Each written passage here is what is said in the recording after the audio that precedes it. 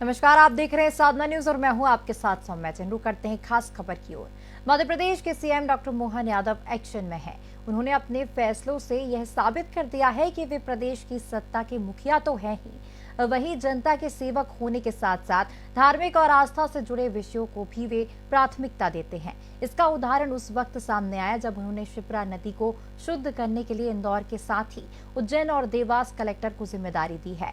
इतना ही नहीं बल्कि वे हर दिन ही ऐसे कार्य कर रहे हैं जिससे उनकी कार्य कुशलता परिलक्षित हो रही है। एक्शन में सीएम डॉक्टर मोहन यादव, जनसेवा के साथ धार्मिक और आस्था को भी प्राथमिकता। गुना हादसे के बाद में तत्काल एक्शन, जिम्मेदार अधिकारियों को हटाकर जताई नाराजगी। अभद्र भाषा का उपयोग करने वाले शाजापुर कलेक्टर को हटाया। जनता के प्रति संवेदनशील और हद में रहने की दी हिदायत। कलेक्टरों को दी शिप्रा के शुद्धिकरण की जिम्मेदारी। अभी से शुरू की 2028 कुंभ की तैयारियां। 30 साल बाद हुकुमचंद मिल के मजदूरों को दिया हक।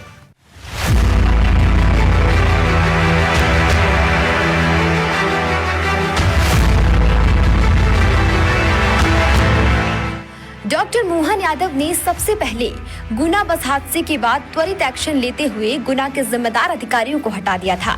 वहीं इसके बाद शाजापुर के कलेक्टर पर भी डॉक्टर यादव की गाज गिरी थी।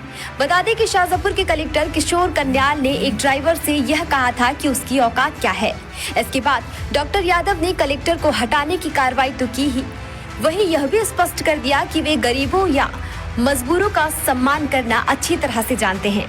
डॉक्टर यादव के ये दो महत्वपूर्ण फैसले से निश्चित ही किसी छोटे या बड़े कर्मचारी के साथ ही अधिकारियों के लिए भी संदेश है कि वे अपनी हद में रहें। और इसके लिए बड़े अधिकारियों के लिए भी मैंने सीएस को निर्देश जारी किए हैं, कलेक्टर एसपी को, चूँकि उनकी भी जवाबदारी बनती है जिले के अंदर ऐसे कोई अगर बगैर परमिट की गाड़ियाँ चलती है तो उसके बारे में वो भी अपनी आवश्यक सतर्कता बरतें। करते हुए इसमें उन पे भी कठोर कार्रवाई का मैंने सीएस को निर्देश दिए हैं और उम्मीद करता हूं कि इस प्रकार की घटनाओं को हमारी सरकार कभी नहीं दोहराने देगी।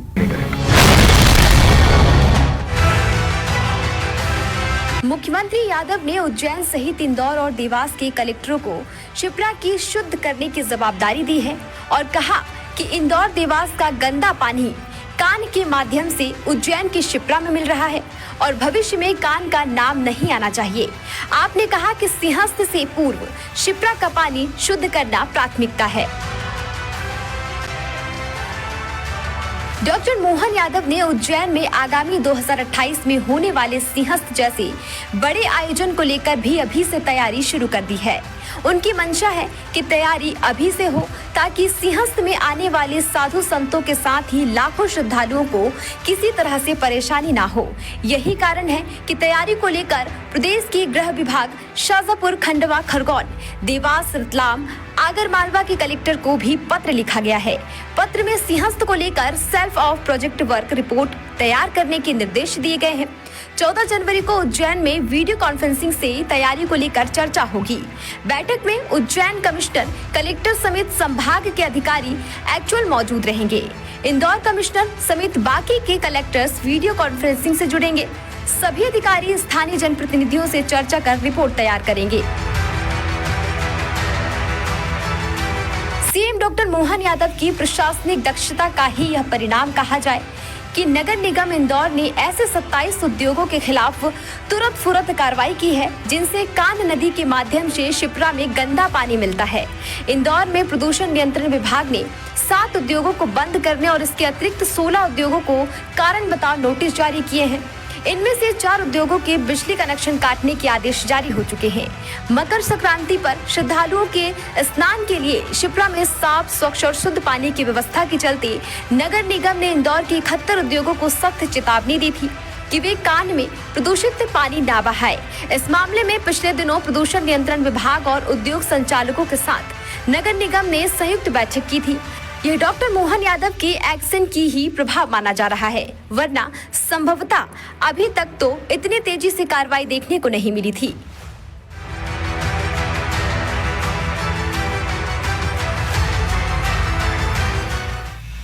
सीएम डॉक्टर मोहन यादव हर किसी का दर्द अच्छी तरह से समझते हैं। इसका उदाहरण उन्होंने उज्जैन में उस वक्त दिया जब वे हाल ही में अपने गृह नगर उज्जैन में रात्रि विश्राम करने के लिए रुके थे।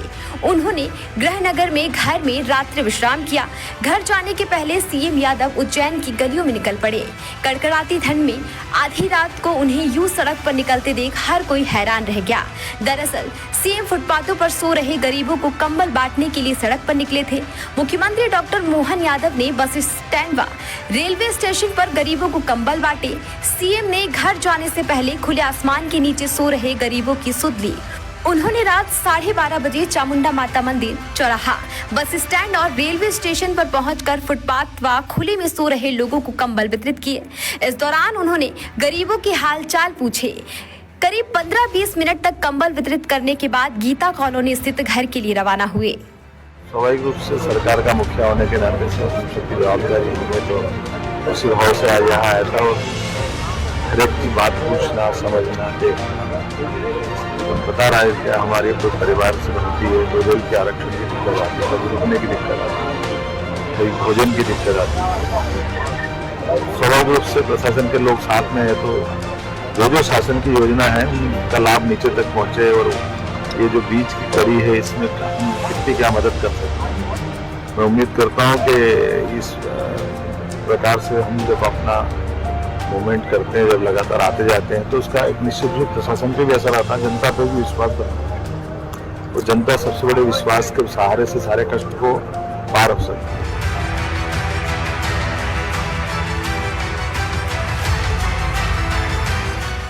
सीएम डॉक्टर मोहन यादव आस्थावान भी हैं। इसके चलते ही उन्होंने उन स्थानों को तीर्थ स्थल के रूप में विकसित करने का निर्णय लिया है जहां जहां भगवान कृष्ण के चरण पड़े। प्रदेश में जहां जहां भी भगवान श्री कृष्ण के चरण पड़े, उन्होंने लीलाएं रची। उन सभी पवित्र स्थानों को तीर्थ स्थल के रूप में विकसित किए जाने की मोहन यादव सरकार ने घोषणा की है। इन पवित्र स्थानों में उज्जैन का संदीपनी आश्रम, ग्राम नारायणा तथा धार जिले के अंझेरा व बदनावर क्षेत्र प्रमुख रूप से शामिल है। मुख्यमंत्री की घोषणा के बाद श्रद्धालुओं और पर्यटकों के लिए इन स्थानों पर सुविधाएं बढ़ने की उम्मीद जागी है। सुविधाएं बढ़ने पर ये स्थल तीर्थ सहित पर्यटन का प्रमुख केंद्र बन सकते हैं।